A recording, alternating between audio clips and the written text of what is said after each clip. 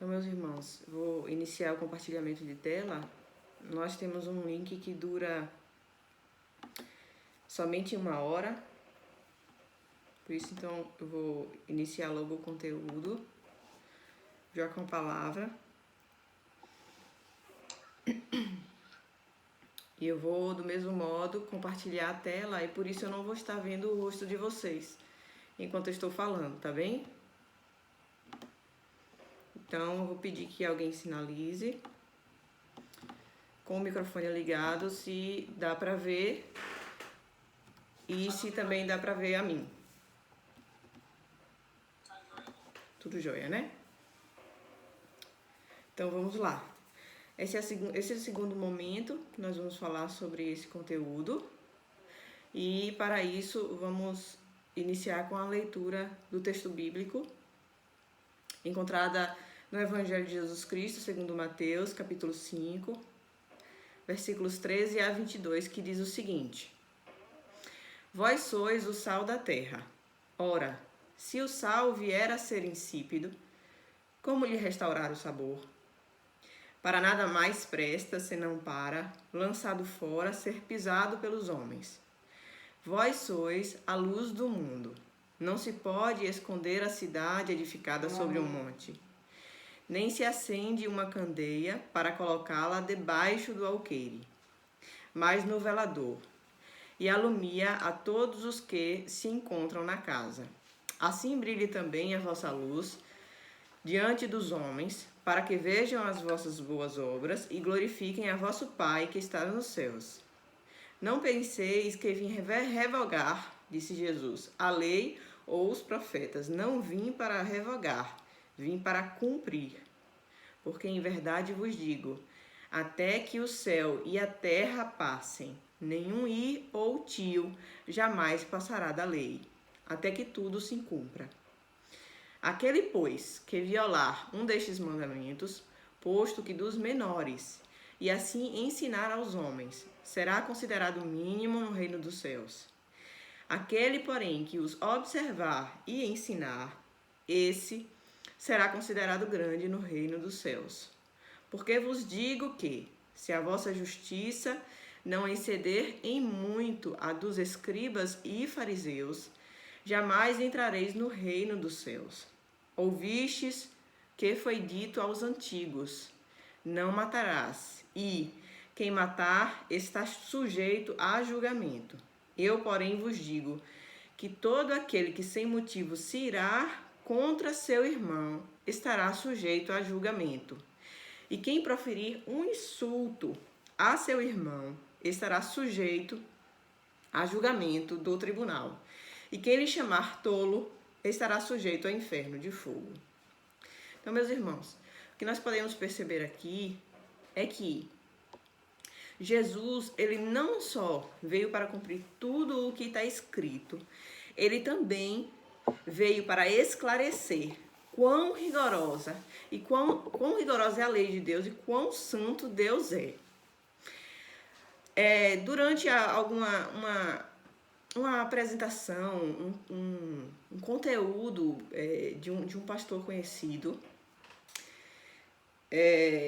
tinham vários comentários falando, né? E o conteúdo, se eu não me engano, falava da santidade de Deus e tudo mais. E uma pessoa colocou embaixo alguns aspectos da lei de Deus que nos levava a necessidade de condenação por apedrejamento, por morte de vários tipos, né? E Jesus fala em não tirar nenhum tio, nenhum i da lei de Deus. E como é que isso se dá? Porque ele é o cumprimento perfeito da lei. Jesus, ele tem a autoridade de dizer: quem não tiver nenhum pecado, atire a primeira pedra. E de interromper o apedrejamento. Porque ele se apresentou para ser apedrejado, para receber as maldições diante de Deus. Então, Jesus é o cumprimento perfeito de toda a lei. Então, para ele dizer, não atire, eu não julgo você. Porque ele mesmo se pôs em julgamento na cruz do Calvário. Então, o que aconteceu lá é uma coisa extraordinária. É uma coisa que não é simples de explicar, nem de se pregar, não é? Mas se nós modificarmos a lei para fazer com que fique mais fácil apresentar o evangelho, estaremos pecando gravemente. Nós não devemos retirar nada do conteúdo bíblico, nada, tá certo? Mas em Cristo entendermos como é que nós podemos ir para o céu. Então vamos continuar o conteúdo. Primeiro eu vou relembrar o conceito de identidade de gênero. Então, relembrando o conceito de identidade de gênero. Né? Não se trata somente, né, no estabelecimento de um conceito, puro e simples, né? Mas de normatizar, não dar nenhuma identidade de gênero. Ou seja, normatizar que não há norma com relação à identidade. E não se pode dar norma nenhuma à criança. Isso é que está dentro do conceito de identidade de gênero que a ONU traz, tá certo? Não é somente um conceito. Porque identidade de gênero, identidade, é um conceito bíblico. O Senhor, nosso Deus, ele deu identidade ao homem, ele deu identidade a Eva, e ele pediu para o homem dar identidade a toda a criação. Então, o conceito de identidade é um conceito bíblico, tá certo? Agora, o conceito de não se pode dar nenhuma identidade a ninguém e cada um que siga seu próprio rumo é um conceito que está dentro da relatividade. A relatividade na identidade é exatamente a identidade de gênero, como eles trazem. Dão um nome muito inocente, mas na verdade não é assim, não é? Nós percebemos que se trata de uma identidade baseada na anarquia, ausência de lei, ausência de referências, ausência de normas, né? Anomia e iniquidade, né? É mais uma contribuição do humanismo à apostasia humana. Então, é um rumo que toda a humanidade está tomando e que vem tomando há muito tempo. Não começou agora. Então, nesse momento eu vou ler o trecho de 2 Tessalonicenses, eu já fiz a correção, 2, versículos de 1 a 4. Irmãos, no que diz respeito à vinda de nosso Senhor Jesus Cristo e à nossa reunião com Ele, nós vos exortamos a que não vos demovais da vossa mente com facilidade, nem vos perturbeis, quer por espírito, quer por palavra, quer por epístola, como se procedesse de nós, supondo tenha chegado o dia do Senhor. Então, havia rumores de que Jesus já tinha vindo, que Jesus estava em algum lugar. Ninguém de nenhum modo vos engane, porque isso não acontecerá sem que primeiro venha a apostasia e seja revelado o homem da iniquidade. E caracteristicamente, esse homem da iniquidade, ele se apresentará como sendo Cristo, o anticristo, ok? Filho da perdição, o qual se opõe e se levanta contra tudo que se chama Deus ou é objeto de culto, a ponto de assentar-se no santuário de Deus, ostentando-se como se fosse o próprio Deus. Então, esse evento da revelação do homem da iniquidade é o que de fato vai marcar o retorno imediato do nosso Senhor Jesus Cristo. Nós temos que prestar atenção nas coisas, não é? Então, prosseguindo. Outro conceito importante para a gente relembrar, trouxe na última terça-feira, é o conceito de amor e de lei de Deus. Então, muitas pessoas, muitas vezes, se enganam em dissociar, fazer uma dissociação entre amor e lei de Deus. Porque, na verdade, o amor é o cumprimento perfeito da lei de Deus. E Jesus é o cumprimento perfeito da lei de Deus. Jesus é Deus e Deus é amor. Ok? Então, não há dissociação. A lei, ela vem de Deus, é perfeita e santa. E Jesus a cumpriu perfeitamente. Então, o que é que nós entendemos? Que o amor, ele não rejeita a lei. Pelo contrário, é o seu cumprimento em cada i ou tio. Por isso que cada maldição caiu sobre Jesus Cristo e nesse poder é que ele pode nos perdoar. Ele não muda o evangelho para poder nos perdoar. Ele cumpre tudo, inclusive todas as maldições caíram sobre ele. A lei, ela não rejeita o amor. Entenda que a lei explica para nós conforme a história da humanidade, didaticamente, conforme cada entendimento de cada período da época que se viveu nesse mundo. Seja o período antes do dilúvio, depois do dilúvio, em Moisés, José, os profetas, antes de Jesus, o período intertestamentário, o período de Jesus, o período apostólico, o nosso período, o período medieval, tudo foi explicado didaticamente como é o exercício, como é o amor no exercício de um mandato cultural específico. Por exemplo, o amor de um marido pela sua esposa é um amor sacrificial. O amor de uma esposa para o seu marido é um amor respeitoso. O amor de um filho para os pais é um amor obediente, honroso. Um amor dos pais para com os seus filhos é um amor disciplinar. Um amor das autoridades é um amor de zelo, de condução, de ensino. Então, o Senhor ele estabelece normas para se cumprir o amor em conformidade a cada mandato cultural específico e a cada identidade. Se eu tiro o conceito de identidade, quem é que vai fazer o quê? Anomia, iniquidade, anarquia, relatividade. Dá para entender aí? Como isso é um ponto-chave de desestruturar, de tornar anárquico todo o resto da estrutura humana. É um momento muito delicado que nós estamos experimentando. Continuando. Contra o amor não há lei. Por quê? O amor nunca é contra a lei, né? Mas toda lei depende do amor de Deus. E o amor de Deus nos põe a amá-lo do modo dele, ou seja, segundo a sua palavra, segundo a sua lei. E nós o amamos porque ele nos amou primeiro. 1 João 4, versículo 19. Perguntou também em Mateus 22, 36 a 40. Mestre, qual é o grande mandamento da lei? Respondeu-lhe Jesus. Amarás o Senhor teu Deus de todo o teu coração, de toda a tua alma, de todo o teu entendimento. Este é o grande primeiro mandamento. O segundo, semelhante a este. Ou seja, não dá para amar a Deus sem amar nosso irmão. Nem também, tampouco, sem ter amor evangelístico. Porque nós amamos também aqueles que virão. E o segundo, semelhante a este, amarás o teu próximo como a ti mesmo. Destes dois mandamentos dependem toda a lei e o profeta.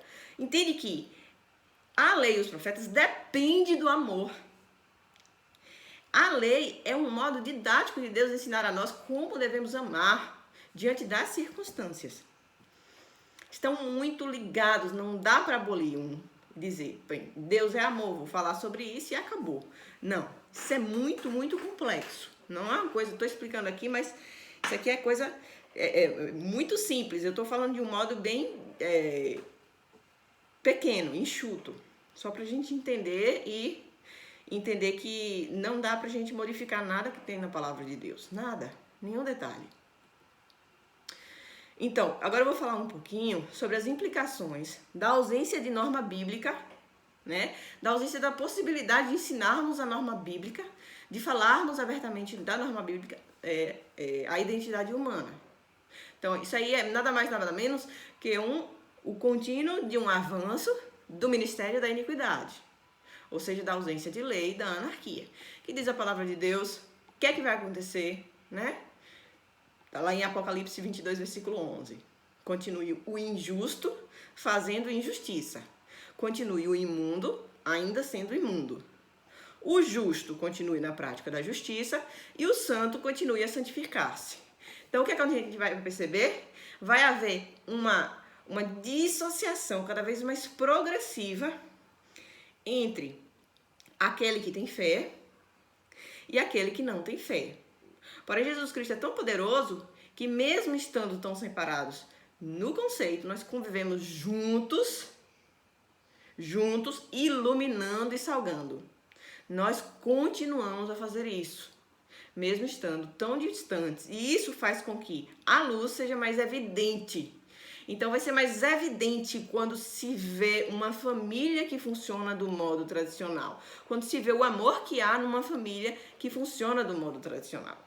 Vai dizer, nossa, seus filhos têm alguma coisa diferente. Não, esses meninos chamam muita atenção, porque são muito obedientes. Eu mandei e ele fez. Era uma coisa que há um tempo atrás era muito comum. Quem tinha fé, quem não tinha fé, os filhos obedeciam. Porque havia uma graça comum mais abundante. O que acontece? Isso aí fica mais aumenta o contraste, tá certo? E fica mais claro e óbvio. Então, e o segundo versículo que eu trouxe é de João 3, versículo 19. O julgamento é este, que a luz veio ao mundo. Olha só, nós estamos aqui. A gente está para iluminar, para ser colocado em evidência, para que as pessoas possam ver, para anunciar o evangelho. E o que acontece? O mundo mudou completamente, todo mundo ficou em paz e ficou numa paz mundial? Não. E os homens amaram mais as trevas do que a luz, porque suas obras eram más. João 3, versículo 19. Então, brilharemos, porque Jesus nos manda e nós vamos obedecer. Somos igreja. Todos quantos são dele de fato vão estar em obediência à sua palavra. Lei. Ok? Lei. Cumprimento da lei perfeitamente em Cristo. Então, a nossa esperança é essa.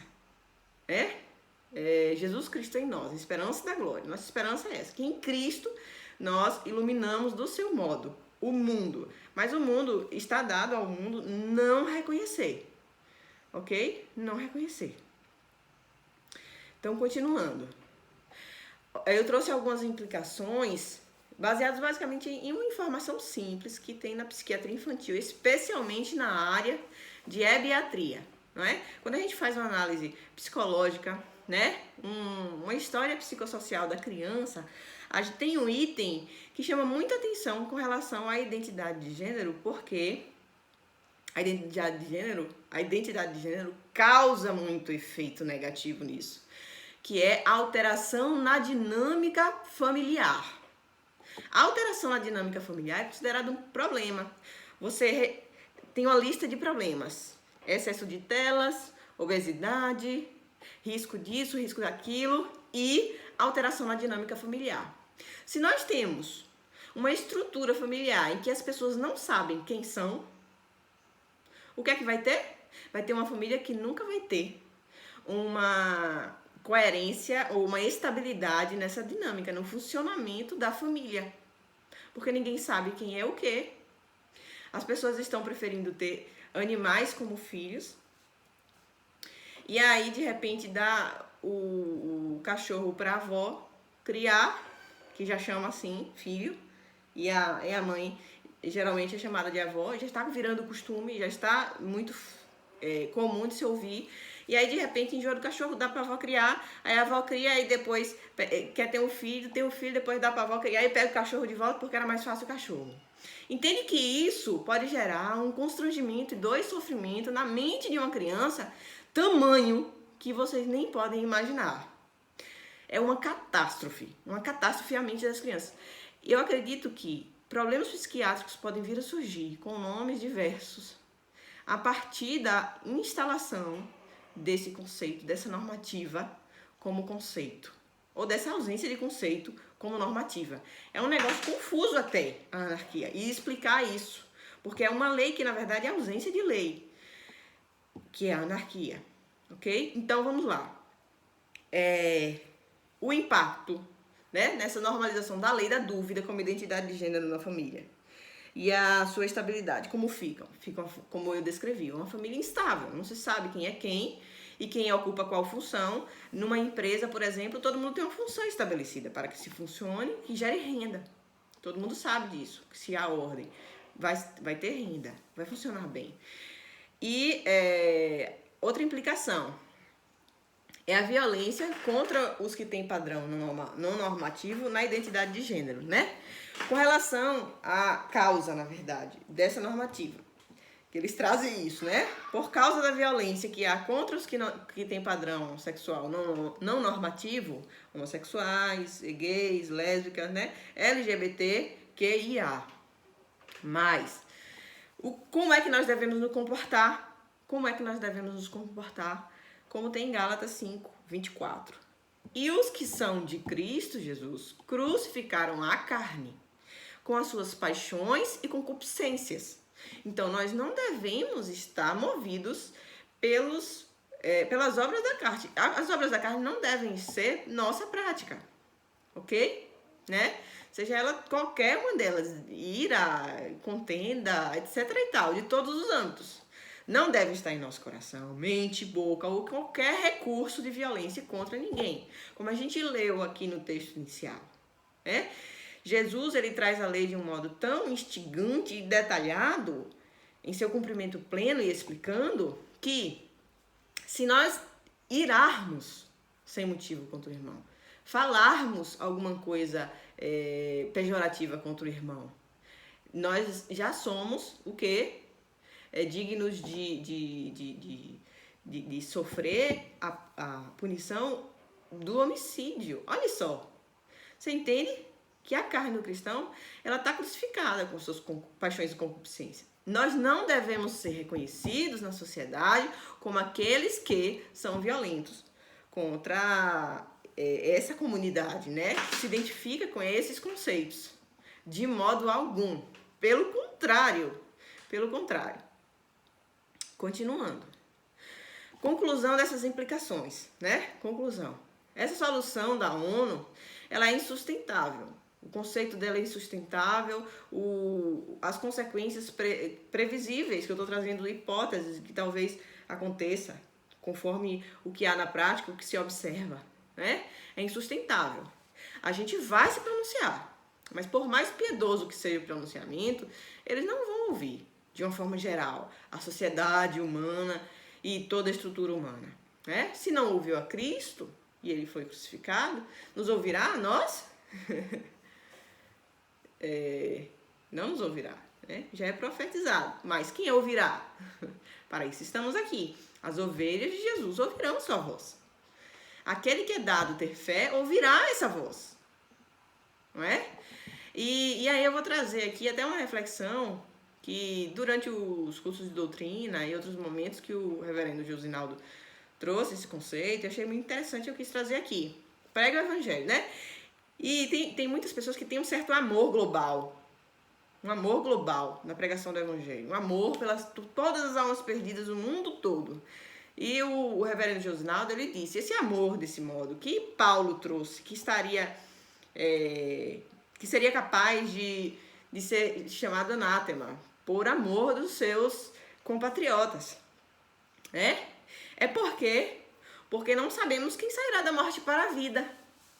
E aí eu traria um outro conceito, né? Que essa condição de morte em delitos e pecados é uma condição igual. Eu trouxe aqui falando de uma forma assim mais simples. Morto seria tudo igual, não tem pulso. Então não tenho como identificar quem vai responder a palavra de Deus, a pregação do evangelho. Então eu vou agir com todo o ímpeto, com todas as almas, com todos quantos queiram ouvir do evangelho do nosso Senhor Jesus Cristo. Eu consigo ouvir, haja uma porta aberta, né? Aí eu tô trazendo aqui um exemplo da reanimação. Como é que funciona a reanimação? A reanimação médica de uma pessoa que está próxima de morrer, ou tecnicamente parou o pulso, parou de respirar, tecnicamente morreu. O que é que a gente faz? Larga lá? Não. A gente inicia a manobra de reanimação e a gente tem um tempo curto para começar, e esse tempo tem tempo de fim. Então a gente começa a manobra de reanimação e tem um tempo de fim. Do mesmo modo, nós passamos por um período histórico que é agora a hora da reanimação. Então, há uma morte em delitos e pecados da sociedade e agora é a hora da reanimação. Esse é o momento, esse é o tempo oportuno. É agora a hora do arrependimento. Então, essa é a hora de se responder a essa chamada de fé. Então, se você que está me ouvindo, às vezes está chegando aqui com um convite de algum amigo, essa é a hora de responder essa chamada de fé. Essa é a hora de ir a Jesus. Essa é a hora de não ter, não se prender a outras coisas. Simplesmente vá logo, porque há um tempo de resposta. E depois desse período de reanimação, é definido o óbito, né?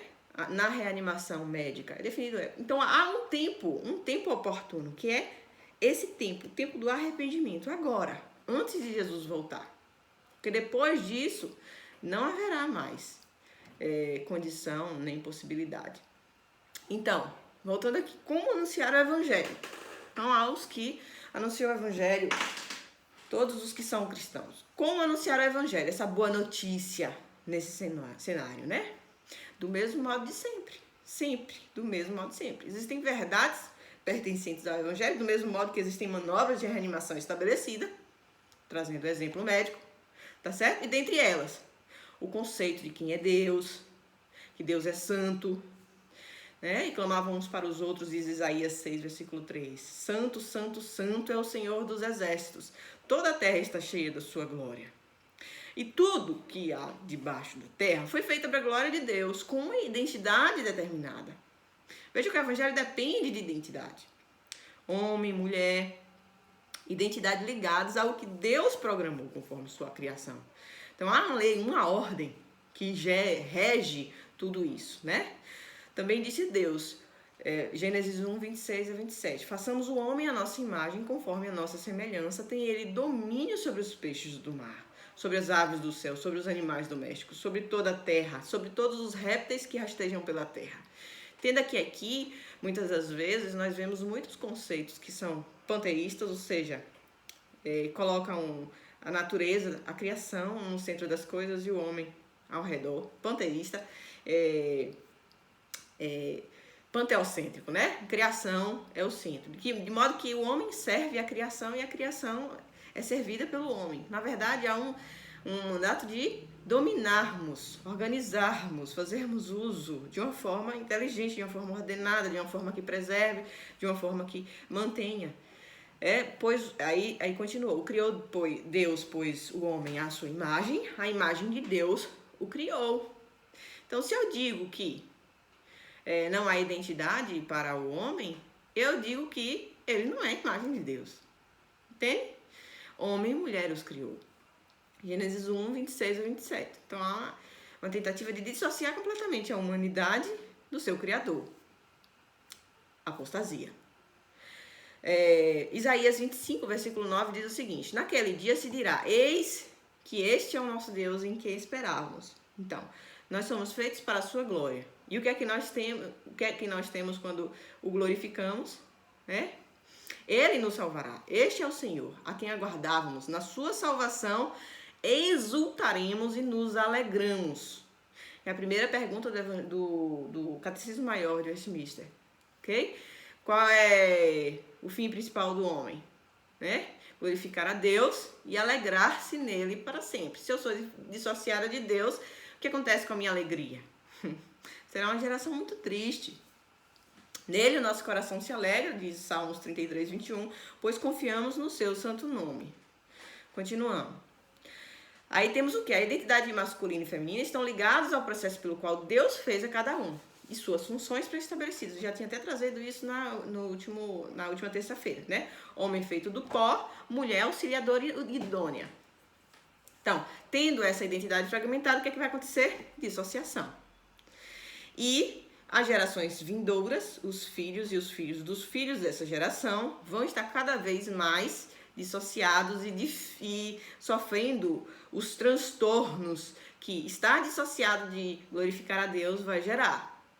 Gera, inclusive, o convertido que vem de uma situação muito difícil, sofre muitas coisas. Também acaba manifestando mais amor, porque muito se perdoou, né? Tem um entendimento do pecado mais intenso e demonstração de amor, consequentemente porque foi amado por Jesus, mais intenso também. Porém, somos igreja, estamos aqui para ser sal e luz, a serviço de Deus, no anúncio do Evangelho. O Evangelho é isso, é identidade. Quem sou eu? Quem é Deus? E não juiz entre as nações, mas milícias com armas de paz. Milícias com armas de paz. Qualquer desvio disso é pecado. Então precisamos de Jesus Cristo, que a gente não consegue cumprir isso. Continuando.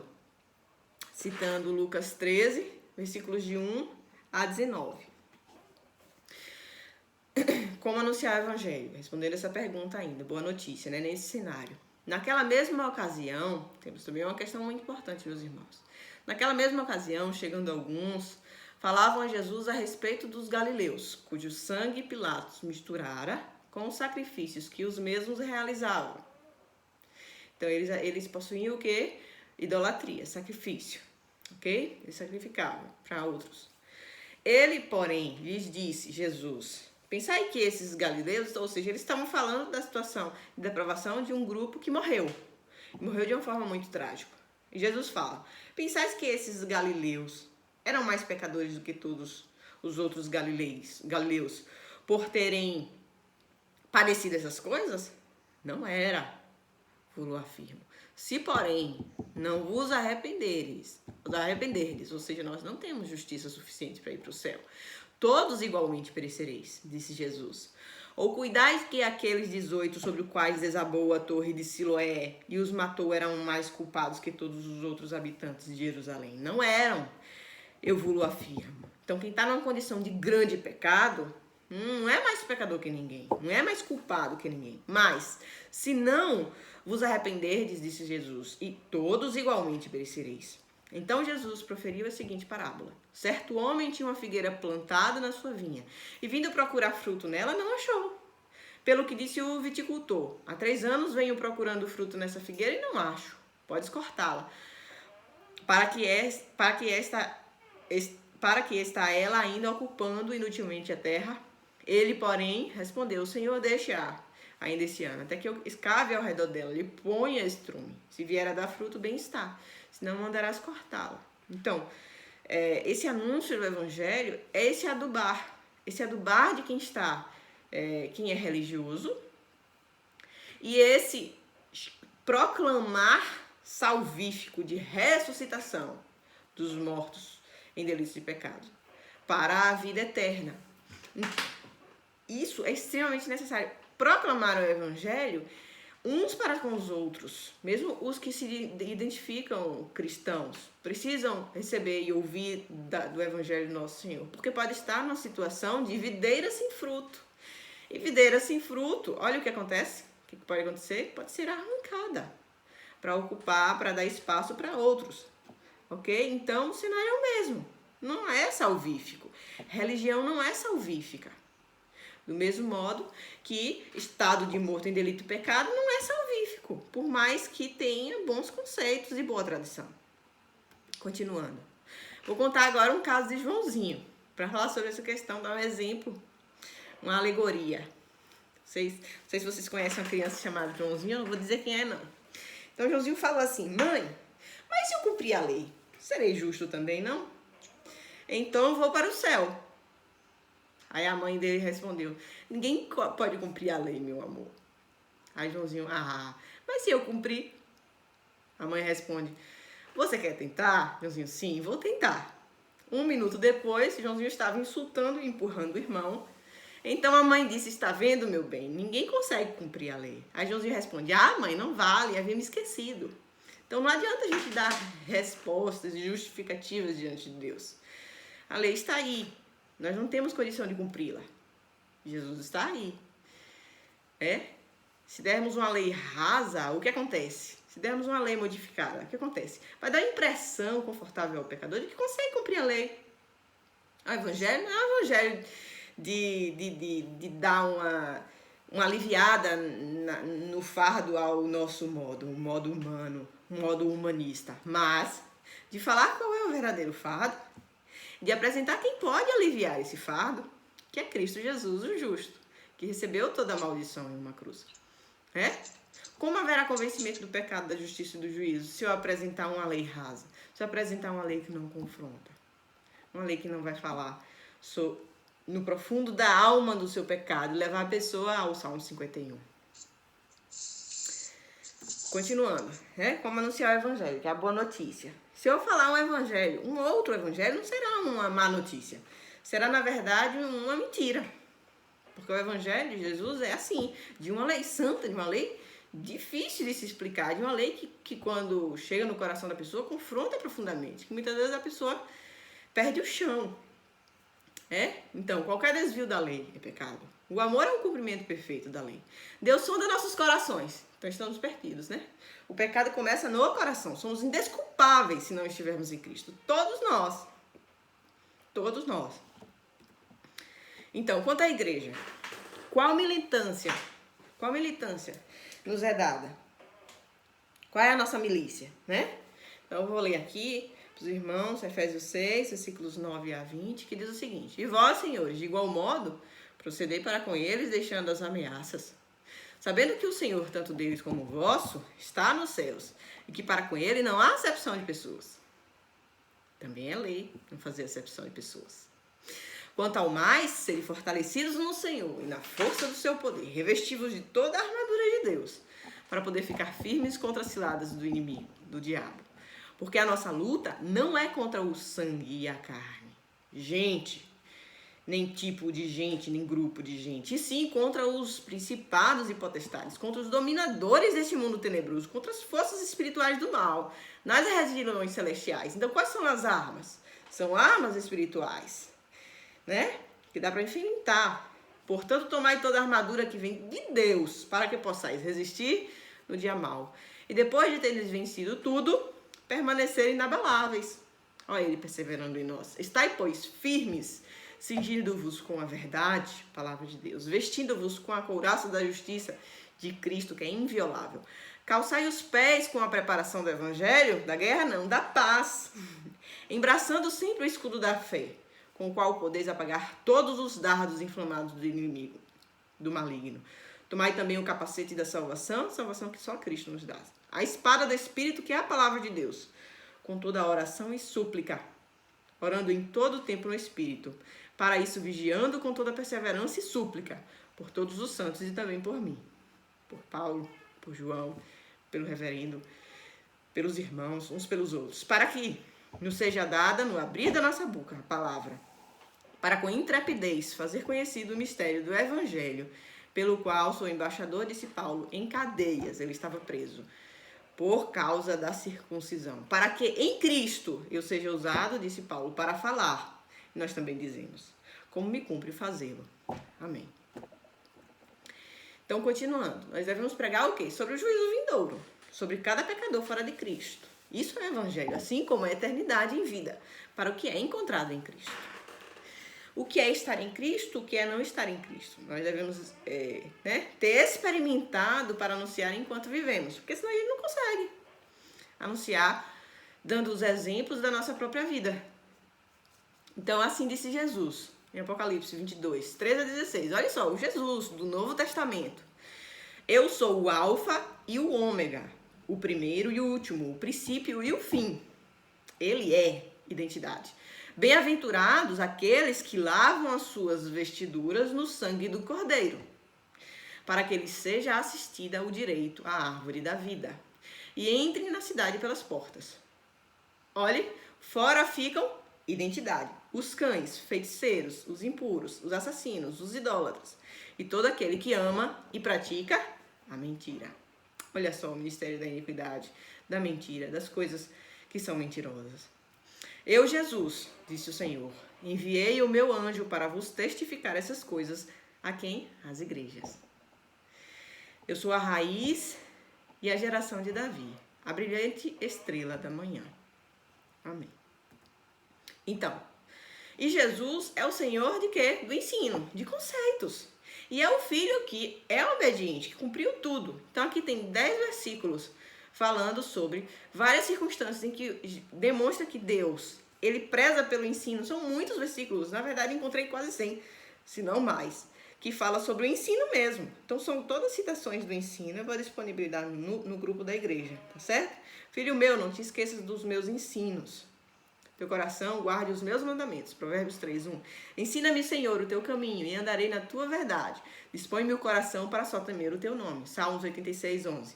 Não te esqueças do dia em que estiveste perante o Senhor, teu Deus, em Horebe, quando o Senhor me disse, reúne este povo e farei ouvir minhas palavras, a fim de que aprenda a temer-me todos os dias que na terra viver, e as ensinará a seus filhos. Ensino de quê? De conceitos, Deuteronômio 4:10. E lhes deixes o teu bom espírito para os ensinar, não lhe negaste para a boca o teu maná, e a água lhe deste na tua sede. Neemias 9:20. Ensina-me a fazer a tua vontade, pois tu és o meu Deus. Guia-me no teu bom espírito por terreno plano. Salmo 143:10. Assim diz o Senhor, o teu Redentor, o Santo de Israel. Eu sou o Senhor, o teu Deus, que te ensina o que é útil e te guia pelo caminho que deves andar. Isaías 48, 17. Ordena e ensina essas coisas no Novo Testamento. 1 Timóteo 4, versículo 11. Disse-lhe Jesus, pois: quando levantardes o Filho do Homem, então sabereis que eu sou e que nada faço por mim mesmo, mas falo como o Pai me ensinou. Então Jesus, ele foi ensinado pelo Pai e nos ensina. Ensinava nas sinagogas, sendo glorificado por todos. Lucas 4, versículo 15. Ora, ensinava Jesus no sábado, numa das sinagogas. Lucas 13, versículo 10. E outras tantas citações que falam sobre o ensino. Ensino de quem? De Jesus a nós. De Deus para conosco. Né? Nos alegramos nisso. Então, existem argumentos apocalípticos que eu trouxe, 2, contra o ensino herético relacionado à impureza sexual, e isso é, inclusive, voltado para a igreja. Então, entenda aqui, existem igrejas que são exortadas com essa palavra. Olhemos atentamente para que possamos não cair em não sermos exortados. Tenho, todavia, contra ti algumas coisas, pois, que tens aí os que sustentam a doutrina de Balaão, o qual ensinava o que? Mentiras, né? A Balaque, armar ciladas diante dos filhos de Israel para comerem coisas sacrificadas aos ídolos e praticarem a prostituição. Então, conduzir os homens à mentira. Conduzir os homens à prática da prostituição e da idolatria. Apocalipse 2, versículo 14.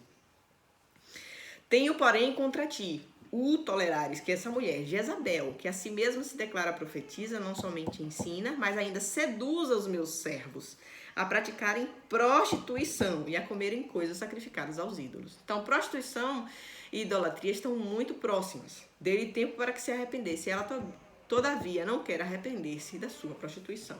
Então, não querer se arrepender de prostituição e de idolatria é uma marca mesmo daquele que não tem fé. Apocalipse 2, 20 e 21. Não tem como. A fé e a prática do pecado, eles não podem viver juntos. Como agir na educação dos nossos filhos? E nossos filhos estão aí. E as escolas? Como é que elas vão se posicionar? E o MEC? O MEC vai estabelecer, não vai estabelecer? Todas as estruturas que giram em torno do MEC, as normativas, como é que a gente vai saber? Como é que a gente vai colocar o filho na escola? Então, como identificar dessa hipótese nas escolas dos nossos filhos? Não existem escolas em Miguel Comum que fazem uso desse conteúdo? Se nós não sabemos responder essa pergunta, nós devemos ir nas escolas para saber o que está acontecendo. E lá ver quais são os documentos que regem o funcionamento da escola, o funcionamento do que é ensinado nas salas, a postura dos professores, a fala dos professores. Isso exige tempo, minha gente. A gente precisa saber, a gente precisa perguntar, a gente precisa ir lá e ver, tá certo? Por isso, presença materna e paterna, acompanhando todo o conteúdo sobre oração na leitura constante da palavra. Não porque a gente tem competência para analisar isso, não. Porque coisas passam despercebidas dos nossos olhos, né? Mas o Senhor Jesus pode nos ensinar. Que Ele é o Senhor dos conceitos. Dos bons conceitos que vêm de Deus. E orientar sobre qualquer questão, né? Tendo nos relacionado com Ele. Então, para a gente ser orientado por Jesus, a gente precisa estar sendo ensinado por Ele. E para sermos ensinados por Ele, precisamos nos relacionar com Ele. E o que fazer na prática, assim? Na prática, fora o ensino fora a vigilância do ensino dos nossos filhos na escola, por exemplo. Como cristãos. Fuge primeiro. Eu trouxe, se eu não me engano, 10 pontos. Não, 7 pontos. Primeiro, fugir destes. Associação causa assimilação. Não é que a gente tem que identificar que ali tem alguém que é adepto desse pensamento, dependente de sua orientação sexual. Tem um adepto desse pensamento, eu vou fugir, correndo. Não. Fugir de quê? De relacionamentos íntimos. Amizade, por exemplo. Ok? Nós devemos, sim, evangelizá-los. Para isso precisa de proximidade. Mas uma coisa é você ter uma associação evangelística. Outra coisa é ter amizade. Muitas das vezes nós confundimos as coisas. Nós devemos ficar espertos com isso, porque nós somos extremamente vulneráveis à influência. E a associação, como diz Thomas Watson, eu acho, é um puritano, Associação causa assimilação. Se eu ficar associado, pouca hora eu vou estar querendo um evangelho diferente. Vou estar achando que Jesus está sendo muito rigoroso. Você está entendendo? Que a gente poderia então modificar um pouquinho a lei. Por que não? Isso não pode. Ok? Então, o que é que está escrito em 2 Timóteo, capítulo 3, de 1 a 7, que foi lido?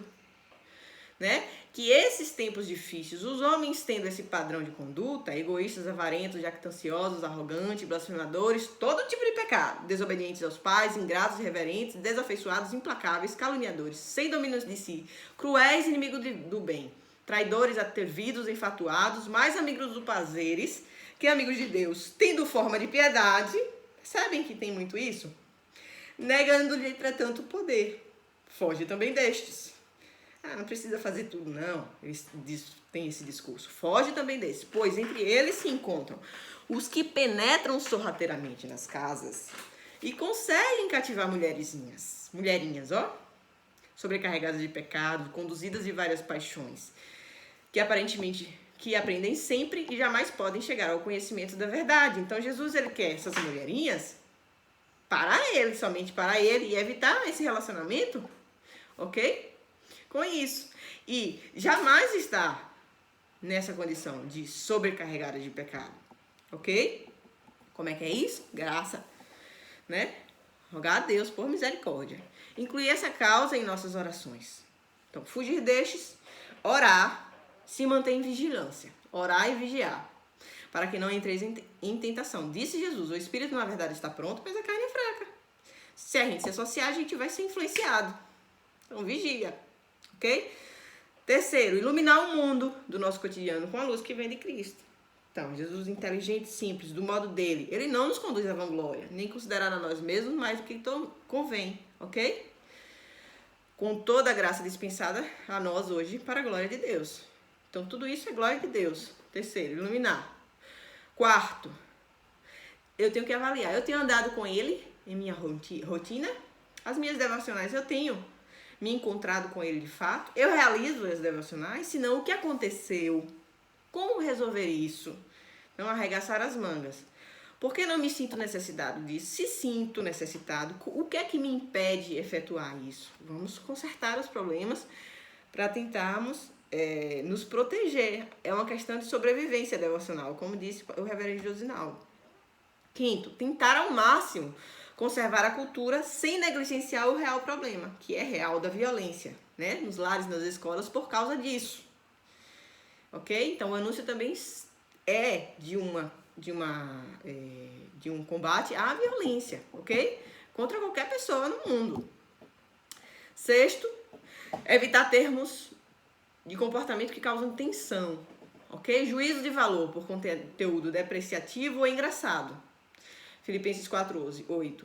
Finalmente, irmãos, tudo que é verdadeiro, tudo que é respeitável, tudo que é justo, tudo que é puro, tudo que é amável, tudo o que é de boa fama, se alguma virtude há, se algum louvor existe, seja isso o que ocupe o vosso pensamento.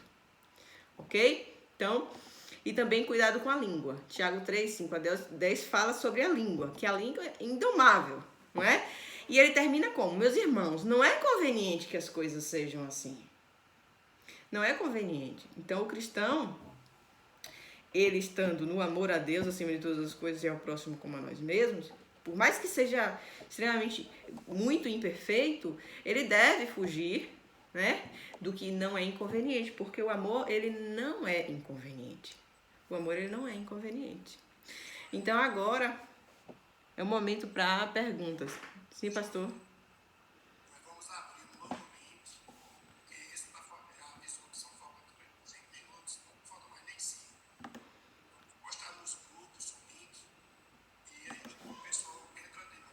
Tá certo. Tá bem, então. Eu só vou copiar aqui rapidinho as perguntas. Se alguém fez alguma pergunta.